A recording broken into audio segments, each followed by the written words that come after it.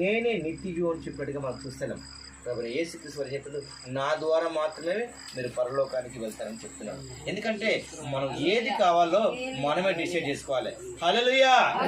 ఎందుకంటే ఏ ఒక్కరు దేవుడు కూడా, ఎందుకంటే దేవుడు వచ్చినది మంచివారి కోసం రాలేదండి. ఎందుకంటే చెడ్డవారి కోసం వచ్చిండు, దుర్మార్గుల కోసం.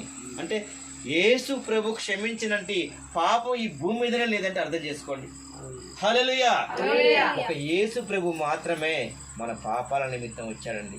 మన పాపాలను క్షమించడానికి వచ్చాడు. పరలోకాన్ని సైతం విడిచిపెట్టి ఈ భూలోకానికి వచ్చాడు. చూస్తున్నాం, ఏ దేవుడని చెప్పగలుగుతున్నాడు ఇలా? కానీ ఈ ఇంకా వేరే మతాల గురించి అది కాదు, కానీ ఈ ఒకసారి మనకు ఒక సత్యాన్ని మనం తెలుసుకుందామని. ఎందుకంటే సత్యాన్ని కదా మనం తెలుసుకునేది.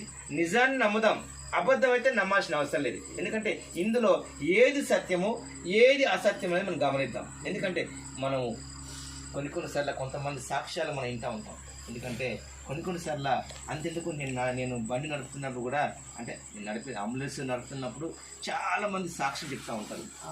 వాళ్ళకి ఏదో రకంగా కొన్ని యాక్సిడెంట్ అవుతూ ఉంటాయి కదా, వాళ్ళు ఖచ్చితంగా హాస్పిటల్కి వస్తారు.